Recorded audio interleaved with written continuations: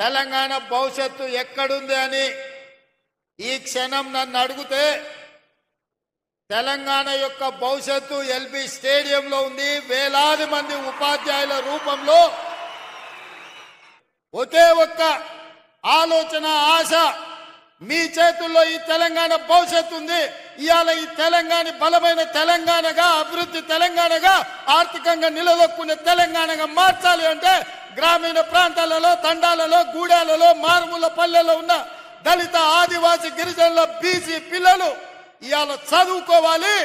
వాళ్లకు చదువు చెప్పి వాళ్ళని డాక్టర్లుగా, లాయర్లుగా, ఇంజనీర్లుగా, ఐఏఎస్, ఐపీఎస్లుగా తీర్చిదిద్దే బాధ్యత మీ మీద ఉంది. అందుకే ఈ తెలంగాణ భవిష్యత్తు మా చేతుల్లో కాదు, మీ చేతుల్లో ఉందని చెప్పడానికి నేను ఇవాళ ఈ సమావేశాన్ని ఏర్పాటు చేసిన. బడ్జెట్ కు సంబంధించి విద్యకు ప్రాధాన్యత ఉండాలి అని చెప్పి 7.3% ఈసారి విద్యకు 21,000 కోట్ల పైగా ఈరోజు విద్యకు నిధులు కేటాయించడం జరిగింది. కొన్ని వాస్తవాలను కూడా ఈరోజు మనం మాట్లాడుకోవాలి. తెలంగాణ రాష్ట్రంలో 40,000 పైచిలకు పాఠశాలలుంటే ప్రభుత్వ ఆధీనంలో 30,000 పాఠశాలలు ప్రభుత్వ ఆధీనంలో ఉన్నాయి. 30,000 పాఠశాలలో 26 లక్షల మంది విద్యార్థులు ఉన్నారు. కానీ అదే ప్రైవేట్లో 10,000 పాఠశాలలుంటే 33 లక్షల మంది విద్యార్థులు ఈరోజు ప్రైవేటు పాఠశాలల్లో చదువుకుంటున్నారు.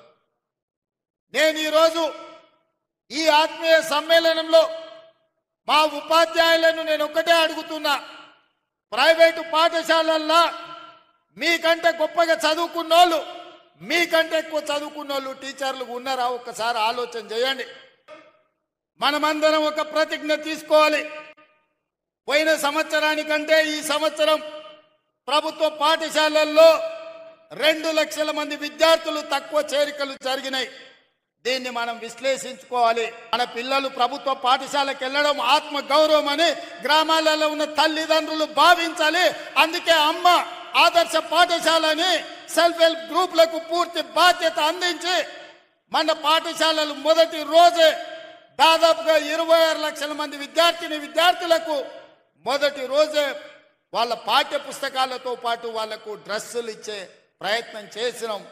పాఠశాలలో ఉన్న మీ పారిశుద్ధ్య కార్మికుల సమస్యను పరిష్కరించడానికి అమ్మ ఆదర్శ పాఠశాల పేరు మీద సెల్ఫ్ హెల్ప్ గ్రూపులకే 1,000 రూపాయలు, దాదాపుగా సంవత్సరానికి 79 కోట్ల రూపాయలు ఖర్చైనా మీకు పారిశుద్ధ్య కార్మికుల సమస్యను తీర్చడం ద్వారా వాళ్ళందరినీ అపాయింట్ చేసే బాధ్యత నిర్ణయం తీసుకున్నాం.